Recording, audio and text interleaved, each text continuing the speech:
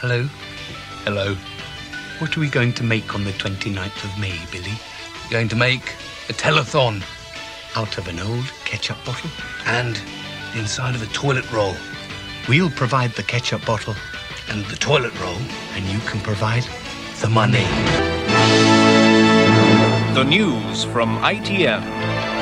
Wimbledon fans celebrate their team's biggest ever victory. All-day search fails to find missing 6-year-old Jason Clare. The MP Cyril Smith says he'll not contest the next election. And don't blink or you'll miss the French president. Hello, good evening. FA Cup final underdogs, Wimbledon, have caused one of the biggest upsets in years, beating the firm favourites Liverpool by 1-0. It came from Lawrie Sanchez, but the man of the match was the Wimbledon keeper and captain Dave Beasant. He even kept out a Liverpool penalty. Tonight, Wimbledon returned in triumph to their Plough Lane ground, and our sports correspondent Mark Austin is there now. Well, here in Wimbledon, celebrations have been going on since the final whistle was blown, and in this tiny stadium, the scene is set tonight for a big celebration dinner that's sure to go on well into the night. Peter Staunton reports on a match to remember. The day had a fairy tale atmosphere right from the start. It was the Princess of Wales' first taste of soccer. It was Wimbledon's first game at Wembley, and both were looking relaxed. The first half hour, though, had a less friendly look. Wimbledon's midfield piled in, but Liverpool never looked intimidated. Indeed, they would have gone ahead as Wimbledon's defence crumbled. Only the long arms and legs of keeper Beasant kept out Barnes. It just wasn't Liverpool's day. Beardsley broke through, fighting off Phelan's clumsy embrace, and was beaten by a dire decision from referee Hill. He'd ignored the obvious advantage and given the free kick. 2 minutes later, the dream of the double was breaking up. Another bad decision, and Wimbledon got the goal which really counted. Lawrie Sanchez had uncovered Liverpool's big weakness, bad marking on big crosses.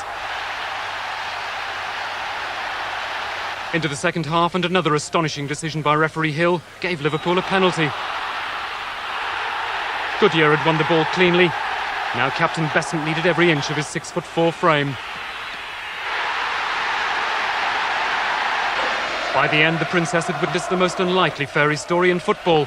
Beauty and the Beast had turned into Cinderella. Wimbledon were having a ball, and the villains were turning out to be just home-loving boys. The celebrations were underway, and the Dons were getting their own back on the soccer snobs. You know, nobody gave us any hope. The critics, I mean, we get fed up reading about it every day in the paper, but it's nice. It's great for football. We've took on the best in the country and we've beaten them. So, must be close to second best. Wimbledon High Street has simply never seen anything like it. The town was brought to a standstill as thousands of cheering fans celebrated their team's success. Strawberries and cream were out, beer and rattles were in. No vehicle painted the right colour was immune from being taken over.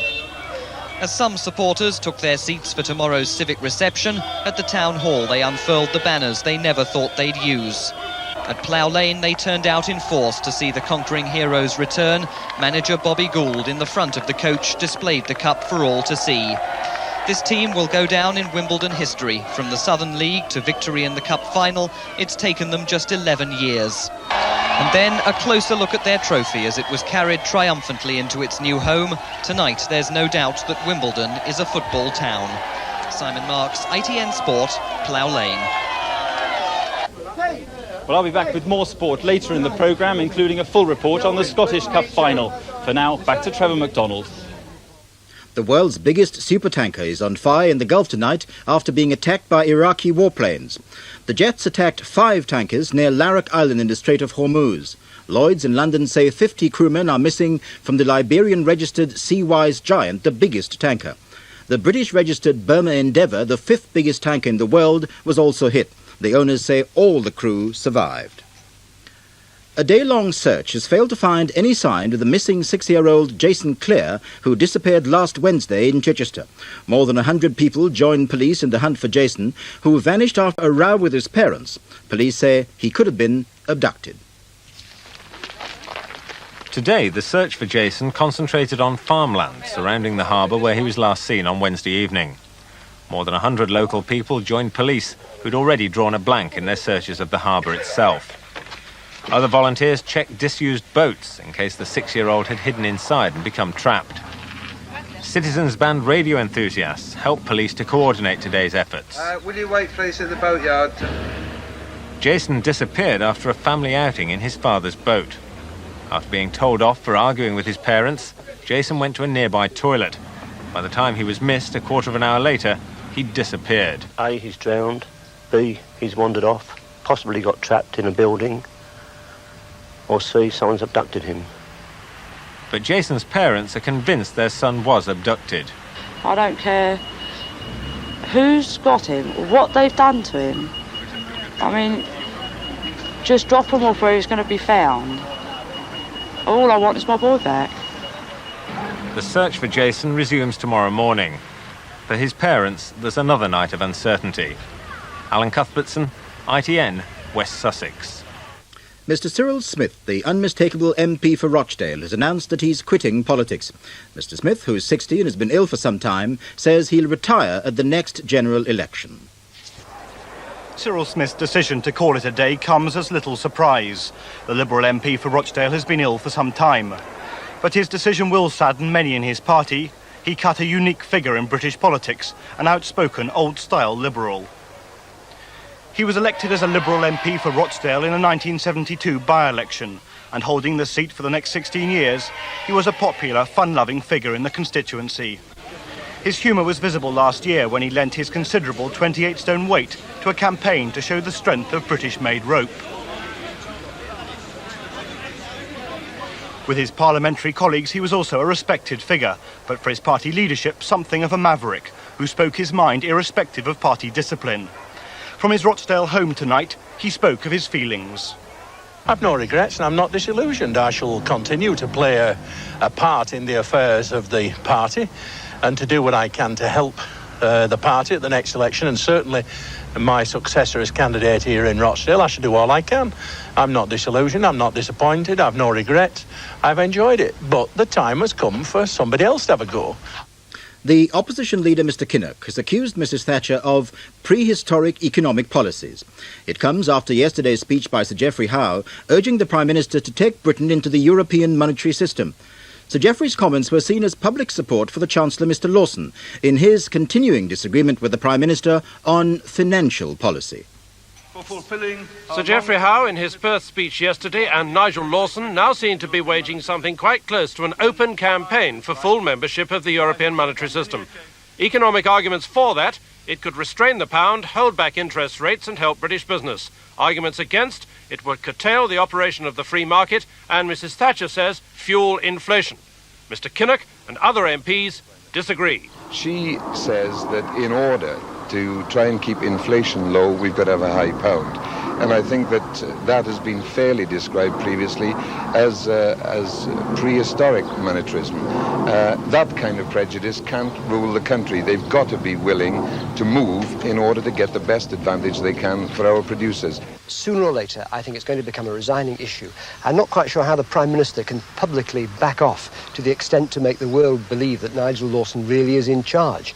She keeps parroting that, oh yes, the Chancellor's in charge of the economy and doing a grand job, but she's done so much to undermine him that I think his position is getting more and more untenable. 3 weeks ago, Mr. Lawson, discussing an earlier and clear difference with Mrs. Thatcher over the pound, said, "Well, I think that that incident was unfortunate, but that's now behind us." Well, now it clearly isn't, and many MPs think Mrs. Thatcher will have to end the row one way or another very soon. Michael Brunson, ITN, Westminster. The French President François Mitterrand has dissolved the country's parliament and announced dates for fresh elections. He made the decision after his new socialist Prime Minister Michel Rocard failed to form a government. The first vote of the two-stage elections will be on June 5th. Those candidates who get 10% or more go through to the second stage on June 12th. But tonight there's a new row about last weekend's presidential elections. A television station is under attack for flashing split-second pictures of President Mitterrand on the screen thousands of times throughout the campaign.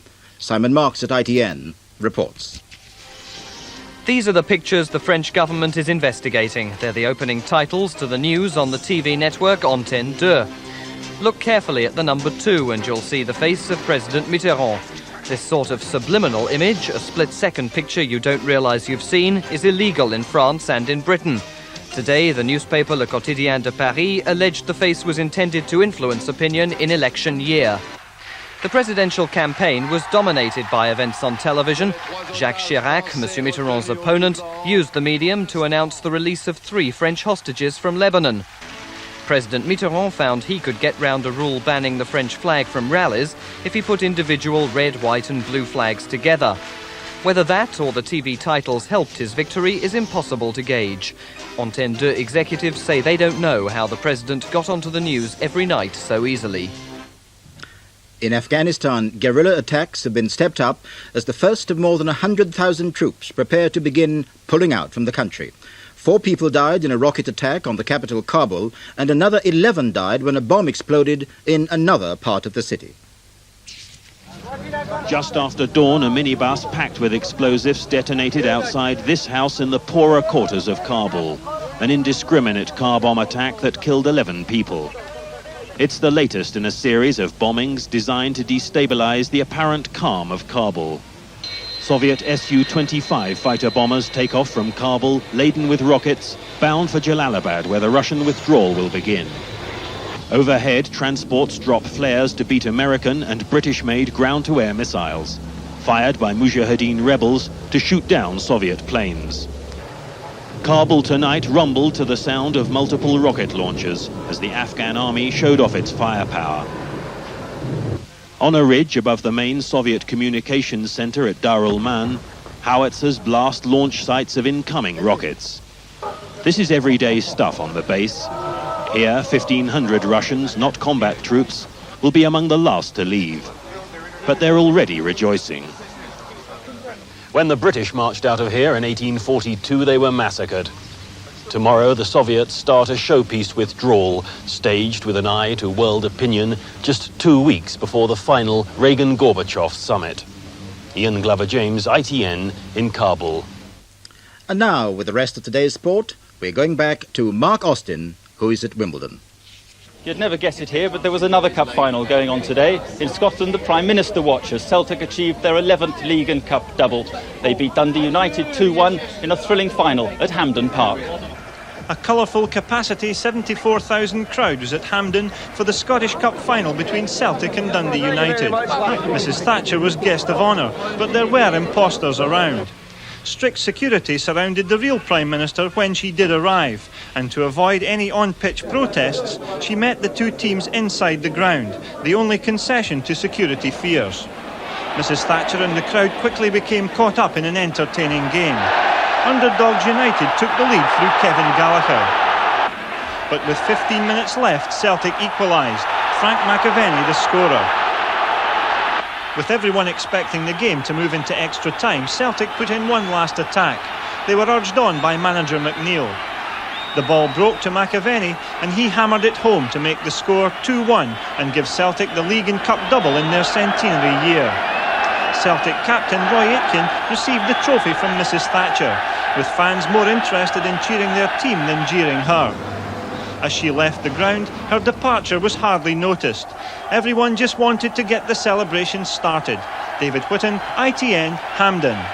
Well, England's cricket selectors meet tomorrow to choose the party for the 3 one-day internationals against the West Indies. The big question, will Ian Botham be selected? He hasn't made many runs yet this season. Today he was out for 7, but he did get 5 wickets in Worcester's match against Yorkshire. The Marlborough McLaren cars continue to dominate the Grand Prix season. For the 3rd time running tomorrow, Ayrton Senna is in pole position. His teammate Alain Prost is 2nd, and Britain's Nigel Mansell is in 5th place on the grid. Well, after the party here tonight, there's more celebrations tomorrow. The Wimbledon team will be travelling on an open-top bus to a civic reception at the Town Hall. For now, back to Trevor MacDonald.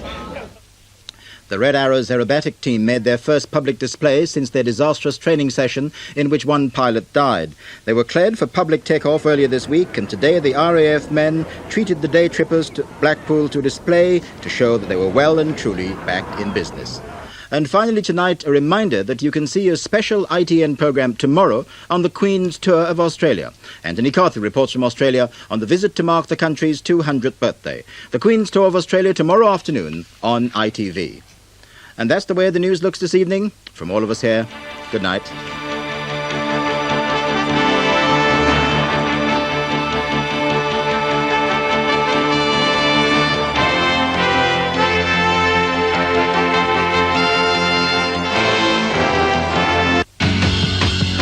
The British look helpless as Northern Ireland lurches from one atrocity to the next. But is there now at last the chance of a final breakthrough? Watch Weekend World, live tomorrow at noon on ITV.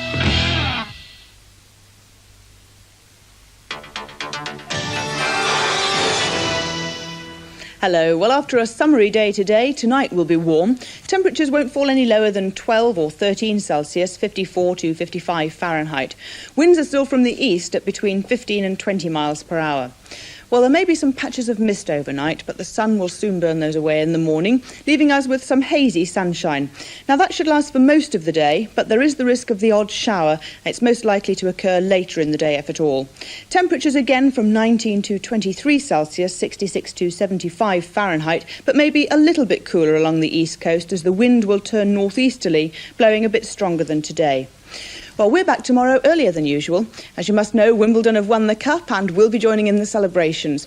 We'll have a series of reports throughout the morning, including live coverage of Wimbledon's arrival at the Town Hall at 11 for a civic reception. And we'll have a special extended bulletin at 1 o'clock. We look forward to seeing you then. Good night. Next on LWT, John Denver is one of the guests on After 10 with Tarbuck.